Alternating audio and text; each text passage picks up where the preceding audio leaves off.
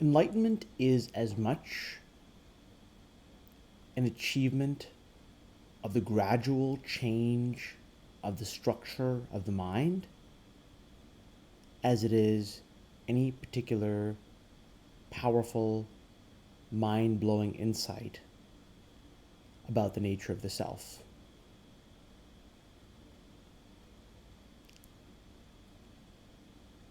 These are, of course, intricately interlinked, no doubt. But the enlightenment that one can get, if it is an enlightenment that happens, an enlightenment where once I did not know and now I know, is an event in time, and it's subject to the laws of cause and effect in a very extreme sense, you might say, when those are pushed to the very edge. And if it can happen once, it can happen many times. For if it can happen once, it can unhappen. And then it can happen again. So if one can be enlightened once, one can be enlightened many times.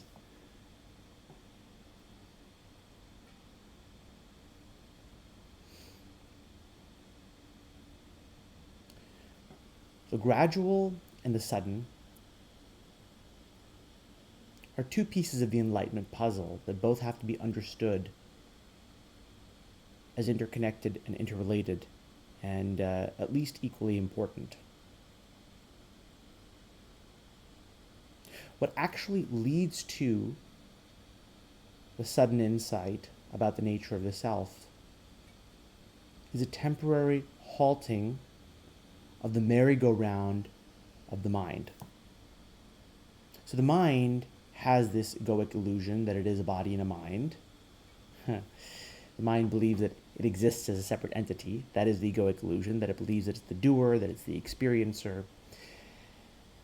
And this illusory identity leads to the mind's outward-going tendencies in the world, to attend to the world, to attend to its own thoughts and feelings, to seek pleasure and avoid pain. That restless activity keeps the mind distracted, prevents it from seeing, from examining the illusion at work, the egoic illusion, which is of the nature of a kind of flickering thing that can't be sustained if it's looked at with intensity and concentration. It, like the misdirection of a stage magician, it exists when you don't look in that place. And so if you're distracted by something else, you're not looking in that place. And in fact, the non-looking is pretty much the entirety of the illusion. If that non-looking can be reduced to a minimum and then entirely eliminated, then looking is all that remains and the illusion is gone. So the main work of the spiritual process is to avoid more and more the non-looking that is our usual habit. That non-looking is, as I said, the habitual tendency of the mind, based on the egoic illusion, to go out in the world in search of happiness and the avoidance of unhappiness. That structural tendency, those mental habits, are what keep the egoic illusion going. When those habits are temporarily halted, usually but not necessarily through a spiritual practice that is deliberate and consciously done, then you have an insight, you have an enlightenment experience about the nature of the self. Now, the content of this insight,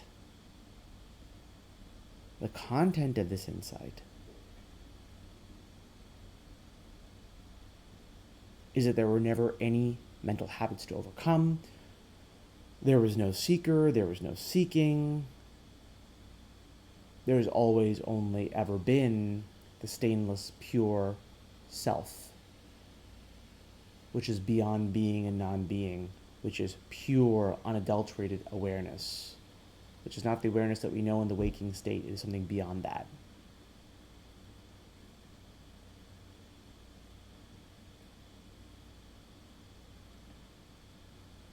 But that very insight suggests that the entire process of seeking enlightenment and even obtaining enlightenment are all actually functions of the illusory story. And what that really means is they are functions of the current status of mental habits, fundamentally.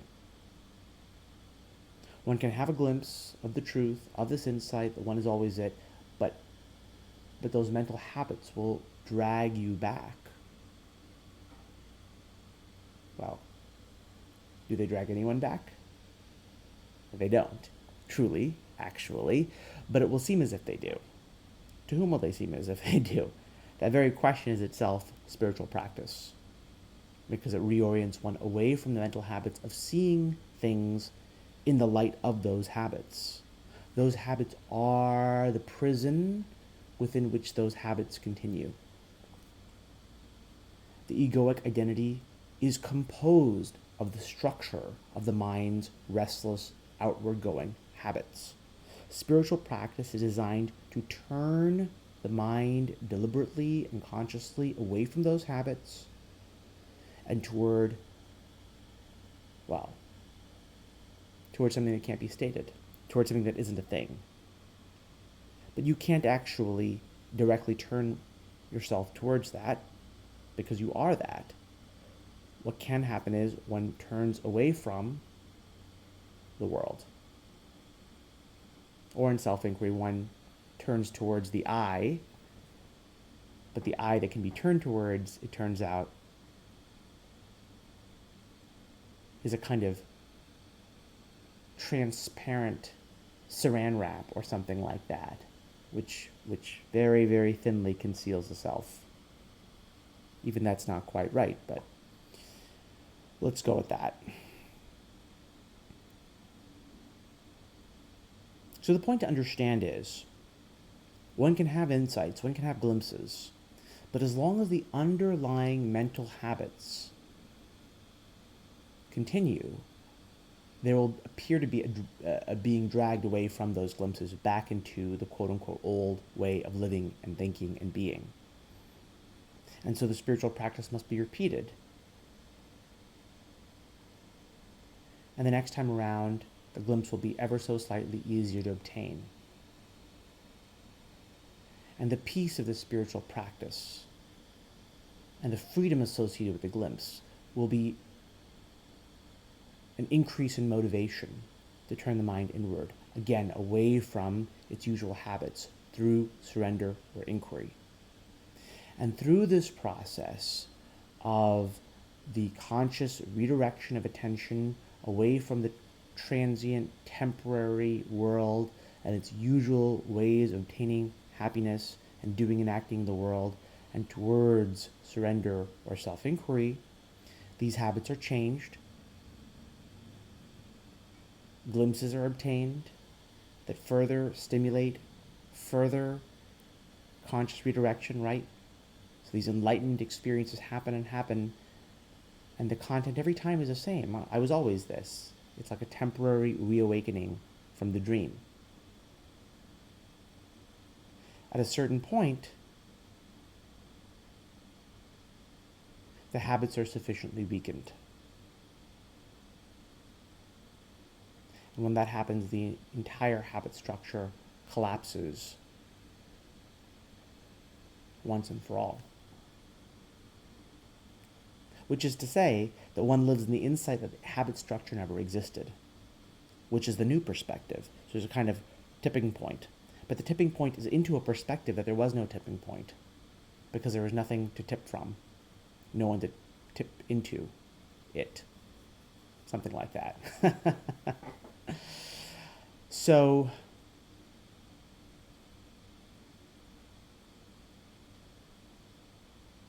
the point here is that enlightenment, as an object for the seeker, involves an alteration over time of the mind's outward going mental habits and a reorientation towards that which the mind cannot grasp, that which the mind cannot understand. Why? Because it is what holds or grasps the mind. It's beyond the mind, it's bigger than the mind, it encompasses the mind. And so the term for the mind's proper relationship to what it cannot see or hear or touch or feel or smell or think or imagine or emotionally feel, or dream or desire, but which is nevertheless undoubtedly there as absolutely clear and realer than anything else. The term for that is faith.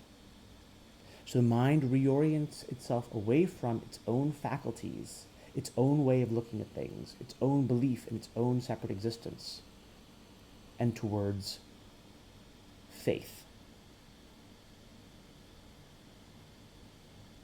And as this faith goes deeper and deeper, one experiences these insights. But as long as the structure of faith is not fully established, one is dragged back, seemingly, as it were, dragged back. But at a certain point, when the habit structure is weakened enough, it collapses. And there's a certain finality to that collapse. But the finality of the collapse, again, simply reorients one back to the insight that there is nothing to collapse. There is no real collapse, and therefore no real finality of collapse. Because something could only collapse finally if it actually existed to collapse in the first place. But the insight to be obtained is the self is all that there ever was. So this is the sort of seeker's paradox one must maintain in mind. Now, it's also true that in the finality of this habit collapse, that the insight that obtains, in a sense, dispels the misconception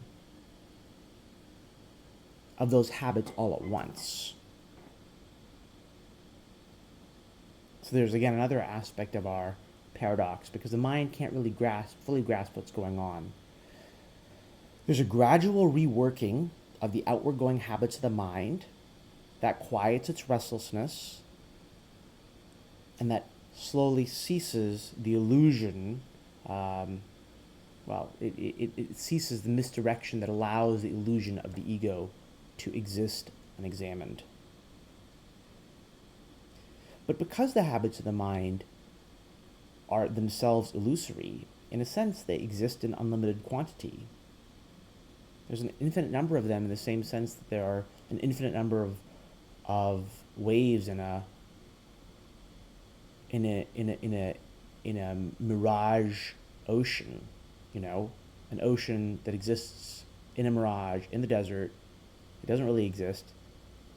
You can't really eliminate all the waves from an ocean that doesn't exist. So in the same way, you can rework your habits to some extent, and you can make the mind relatively quieter, and this can result in certain enlightened experiences. And each of the enlightened experiences is the recognition that the mind never existed. So it is the complete abolition of the mind.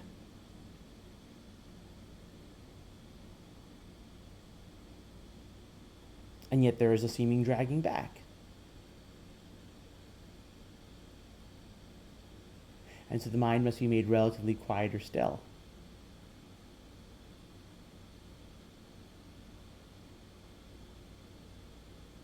And again, the insight.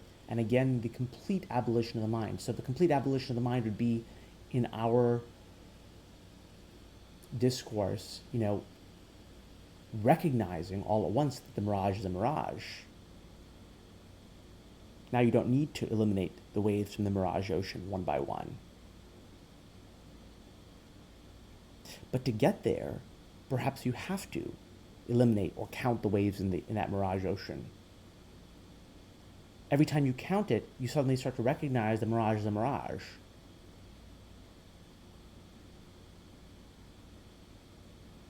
When you recognize the mirage as a mirage, it ceases to entrance you and you cease to believe that it's an ocean.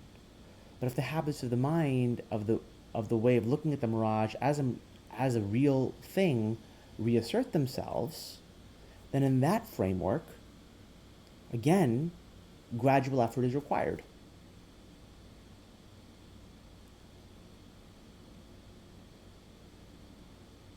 The result of that gradual effort will be a reorientation away from the framework of viewing the mirage as real and of pursuing happiness in the outward objects based on that belief. And the outcome of that gradual work will be, again, an enlightenment experience or glimpse whose content is the insight that there were no such habits in the first place, and no one to suffer from them, and no one to gain the enlightenment. But if it turns out the habits are still strong enough not to have collapsed, then there will be a seeming dragging back of a nobody, of a fictional person.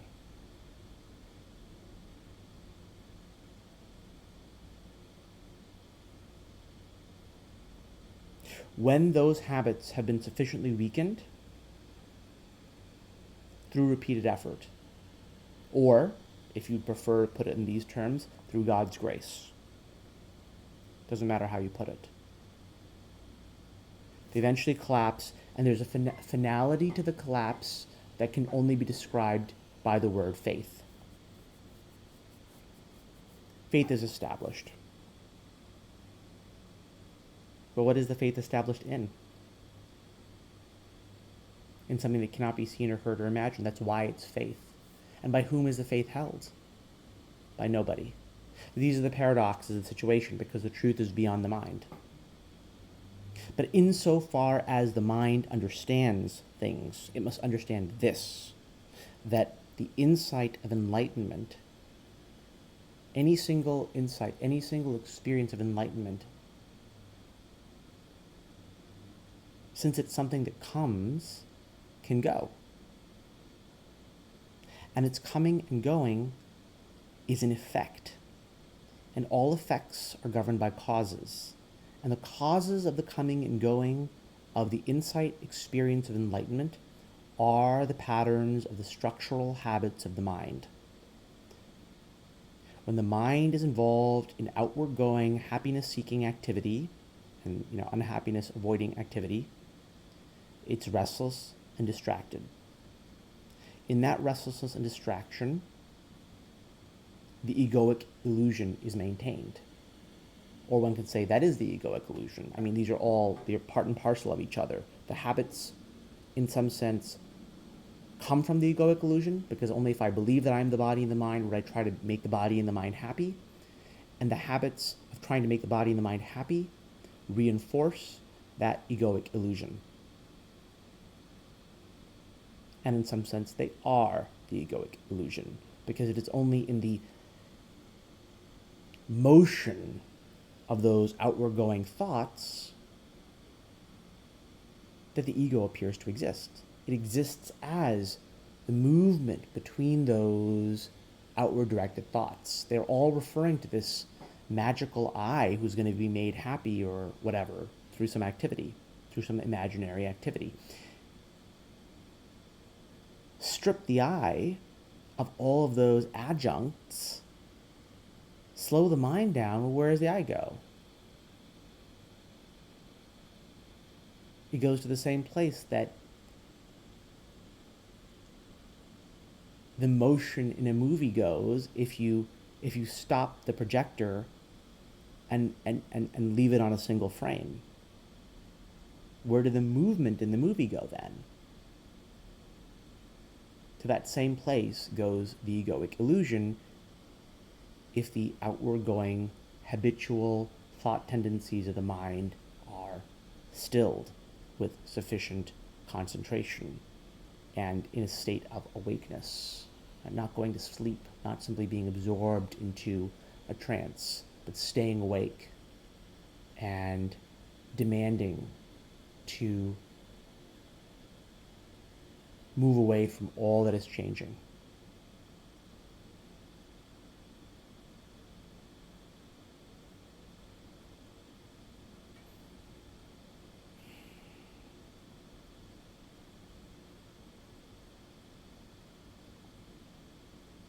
So if one can be enlightened once, one can be enlightened 100,000, a million, an infinite number of times. And that entire process is happening in the illusion, in some sense. It's all happening as part of the story. It is the mirage wave of the ocean that are being calmed and stilled. And that gradual stilling process reveals them to be a mirage. And over again, the waves come back, and again they're stilled. And again, they're revealed to be a mirage. This is the process. Of course, when you recognize it's a mirage, where was the stilling? Where were the waves? They only appeared to be there. Actually, not even that. Because appearance itself is a category in the illusion.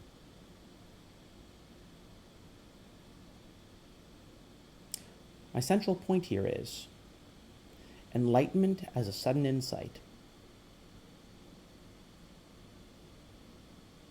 is intricately and deeply connected to the gradual change of mental habits. And it is the change of that structure of the mind that is, in some sense, the most important thing for a seeker. Because it is the long-standing, durable change of those habit structures that leads to the faith that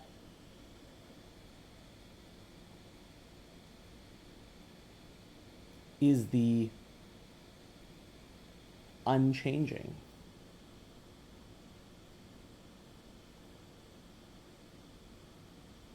Inasmuch as seekers seek anything, that's what they seek. They seek the durable change of the habits of the mind from outward going tendencies towards perfect faith.